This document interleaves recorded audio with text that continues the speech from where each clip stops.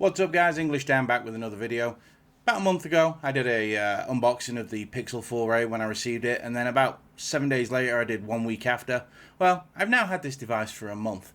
Back then I said it was extremely good value. It was only $349 and you could get it for as low as $299 as long as you activated it on your cell phone plan in Best Buy. What I'm here to tell you today is, after a month, is it still as good as it was back then? I'll let you know in a second.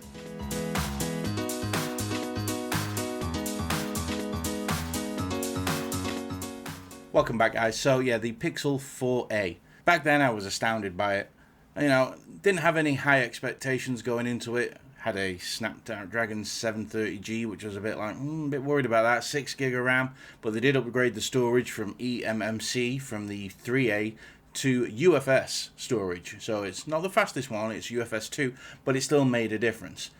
I was wowed by this phone after the first week of using it. It was absolutely smooth, fast, responsive, built really well, and oddly felt premium for a plastic device.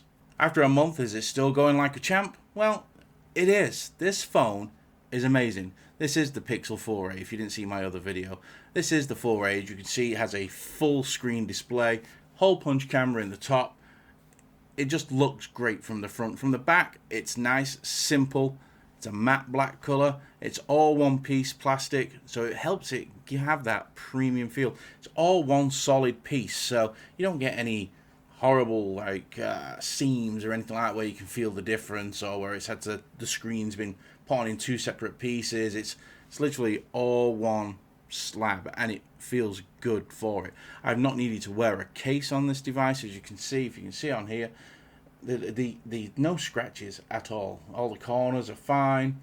Buttons still as white as can be. Well, is it white or green? It's like a whitey green color. I may be wrong. I do wear glasses after all, but either way, it's the color it was when it came out the box. Fingerprint sensor still works like a champ, so absolutely no problem with the fingerprint sensor. I'm so happy that they've gone with rear fingerprint sensor on this. It's made me realize how much I've missed it. In-screen fingerprint sensors are nice and everything, and they're kind of futuristic, but this is reliable all the time, every time, and it's fast as well. So I have no problems. If people went back, or manufacturers went back to using the rear fingerprint sensor, well, I'd be a fan. Anyway, so one of the things I was concerned about on the Pixel 4a was the chipset, the Snapdragon 730G.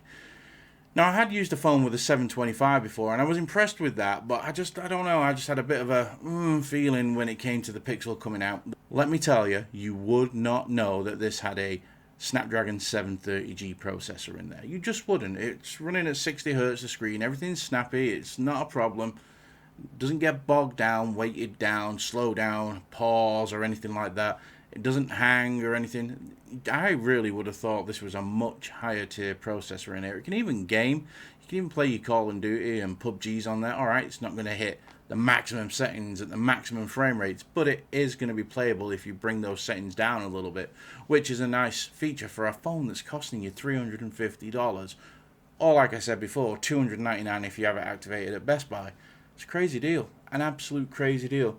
The camera on this thing, I know a lot of people moan like, oh well, they've used the camera out of the Pixel 2. So what? It still takes better pictures than every other phone out there other than another Pixel, and it's probably about the same. It might be a slightly bit softer than the Pixel 4 XL, but I mean slightly. You'd have to have the two in front of you, and you just would have to analyze them. Still photography, this thing is king. Now, one thing I have noticed with this device, since I've been using it for a month, is when it comes to using video, they've improved it a hell of a lot. This has better video than the Pixel 4 XL. The video is a lot more smooth, a lot more detailed, got better HDR. Very impressed with how Pixel have worked this out on the 4a, and it makes me excited for the Pixel 5 when that eventually drops. So yeah, I've had no problems with this whatsoever. It's as fast as the day I opened it. It works just as well, gets fast updates. It's just a really good package. For me, this is the phone of the year for 2020 so far. The only one that could possibly beat it for me, when you look at the price involved, is the Pixel 5. I know people are going to say, yeah, but the iPhone SE, and yeah, that's great and all, but I do think this is an actual better device unless you're actually in the Apple ecosystem. If you're not in any of them and you're looking for a new phone, this is by far the best one to go get. I love the Pixel 4a. It's fast, it's fluid, takes awesome photos, great pictures, 128 gig of storage right out of the box, and the battery lasts longer than my Galaxy Note 20 Ultra. What can I say? So if you're looking at a new phone or you're looking at buying somebody a new phone for the holidays, just go for it. The Pixel 4a is absolutely fantastic. I've enjoyed every minute I have had with this telephone. Wow, that was very British, wasn't it? I've had a lot of enjoyment using this cell phone.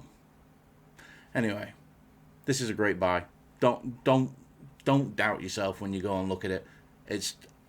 There's no magic voodoo when it's on demo or anything like that where you can see it working. It's just got Google magic all the way through it. They say they're a software company first, hardware second. Bang, this proves it. This runs like a champ and you would never know it was a 730G. So yeah, 1 month after using this device, I love it. It's the best phone I've used this year when you take everything into consideration. Alright guys, that's the Pixel 4a. This is English Dan, and I'm saying laters.